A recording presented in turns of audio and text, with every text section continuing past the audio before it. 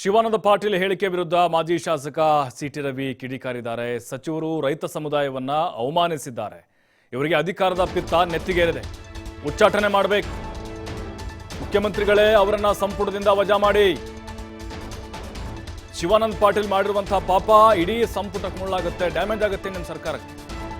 ಚಿಕ್ಕಮಗಳೂರಿನಲ್ಲಿ ಸಿಟಿ ರವಿ ಈ ಒತ್ತಾಯವನ್ನು ಮಾಡಿದ್ದಾರೆ. ನೋಡಿ, ಈಗ ವಿಪಕ್ಷಗಳು ಕಾಯ್ತಾ ಇರ್ತವೆ ಕುತ್ಕೊಂಡು. ಏನು ಬರುತ್ತೆ ಸ್ಟೇಟ್ಮೆಂಟ್, ಏನು ಬರುತ್ತೆ, ವಿವಾದದ ಕಿಚ್ಚ. ನೋಡಿ, ಸಿದ್ದರಾಮಯ್ಯವ್ರದ್ದು ಹಿಜಾಬ್ದು ಹಂಗೆ ಶುರುವಿದೆ. ಅದಾದ ಬೆನ್ನೆಲ್ಲ ಇದೊಂದು ಹೇಳಿಕೆ ರೈತರ ಬಗ್ಗೆ. ಹಾಗಾಗಿನೇ ವಿಪಕ್ಷಗಳಿಗೆ ಆಹಾರ ಆಗ್ತಾ ಇದ್ದಾರೆ ಕಾಂಗ್ರೆಸ್ ನಾಯಕರು ಇತ್ತೀಚೆಗೆ ಜಾಸ್ತಿ. ಸುಮ್ಮನೆ ಕೂತ್ಬಿಡ್ತಾರ ಬಿಜೆಪಿಯವರು ಇರ್ತಾರೆ. ಈಗ ನೋಡಿ, ಚುನಾವಣೆಗೆ ಎಲ್ಲ ಅಸ್ತ್ರವನ್ನು ಬಳಕೆ ಮಾಡ್ಕೊಳ್ತಿದ್ದಾರೆ. ಈಗ ಶಿವಾನಂದ ಪಾಟೀಲ್ ಅವ್ರನ್ನ ವಜಾ ಮಾಡಬೇಕು ಸಂಪುಟದಿಂದ ಅಂಥೇಳಿ ಸಿಟಿ ರವಿ ಅವರು ಸಿದ್ದರಾಮಯ್ಯನವರಿಗೆ ಒತ್ತಾಯವನ್ನು ಮಾಡಿದ್ದಾರೆ. ಅಂದರೆ ಇದು ರೈತ ಸಮುದಾಯಕ್ಕೆ ಮಾಡಿದಂಥ ಅಪಮಾನ. ಇವರಿಗೆ ಅಧಿಕಾರದ ಪಿತ್ತ ನೆತ್ತಿಗೇರಿದೆ. ರೈತರ ಬಗ್ಗೆ ಈ ರೀತಿಯಾಗಿ ಅವಹೇಳನಕಾರಿಯಾಗಿ ಅಥವಾ ವಿವಾದಾತ್ಮಕವಾಗಿ ಹೇಳಿಕೆಯನ್ನು ಕೊಟ್ಟಿದ್ದಾರೆ. ಅವ್ರನ್ನ ಸಂಪುಟದಿಂದ ತೆಗೆದುಹಾಕಬೇಕು.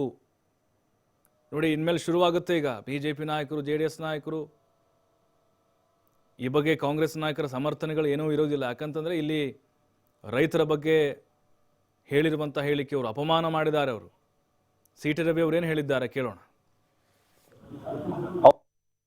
ಶಿವಾನಂದ ಪಾಟೀಲ್ರು ಹಿರಿಯ ಅನುಭವಿ ಶಾಸಕರು ಮತ್ತು ಮಂತ್ರಿ, ಸಹಕಾರಿ ಕ್ಷೇತ್ರದಲ್ಲಿ ಬಹಳ ವರ್ಷಗಳ ಕಾಲ ಕೆಲಸ ಮಾಡಿದಂಥ ಸಹಕಾರಿ ಧುರೀಣರು. ಅವ್ರ ಬಾಯಿನಲ್ಲಿ ಬರ್ತಿರೋ ಮಾತುಗಳು ಸಹನೀಯವಲ್ಲ.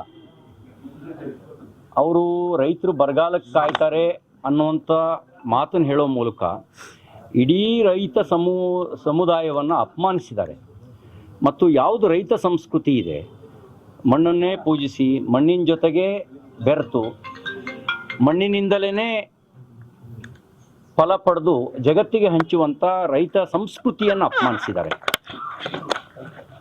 ಹಿಂದೆ ನೋಟುಗಳನ್ನು ಅವ್ರ ಮೇಲೆ ತೂರಿಸ್ಕೊಂಡಿದ್ದನ್ನು ನಾವು ನೋಡಿದ್ವಿ. ಈಗ ರೈತರಿಗೆ ಈ ರೀತಿ ಅಪಮಾನಿಸೋದು ಮಾತನಾಡಿದ್ದಾರೆ. ಬರಗಾಲಕ್ಕೆ ರೈತರು ಕಾಯ್ತಿರ್ತಾರೆ, ಸಾಲ ಮನ್ನಾ ಆಗಲಿ ಅಂತ ಹೇಳಿ ಹೇಳೋ ಮೂಲಕ ರೈತ ಸಮುದಾಯವನ್ನು ಅಪಮಾನಿಸಿದ್ದಾರೆ. ಇವ್ರನ್ನ ಮಂತ್ರಿ ಸ್ಥಾನದಲ್ಲಿ ಮುಂದುವರಿಸಿದ್ರೆ ಆ ಪಾಪಕ್ಕೆ ಕಾಂಗ್ರೆಸ್ ಹೊಣೆ ಆಗಬೇಕಾಗತ್ತೆ. ಇದು ಬಹುಶಃ ಅಧಿಕಾರದ ಅಹಂಕಾರದ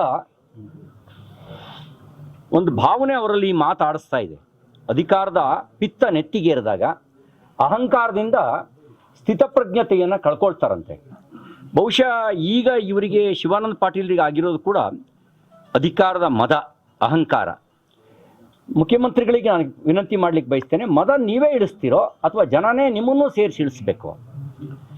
ನೀವೇ ಮದ ಇಳಿಸಿದ್ರೆ ನಿಮಗೂ ನಿಮ್ಮ ಪಾರ್ಟಿಗೂ ಕ್ಷೇಮ. ನೀವು ಮದ ಇಳಿಸ್ತಾ ಇದ್ರೆ ರಾಜ್ಯದ ಜನ ನಿಮ್ಮ ಅಧಿಕಾರದ ಅಹಂಕಾರದ ಮದವನ್ನು ಇಳಿಸ್ತಾರೆ.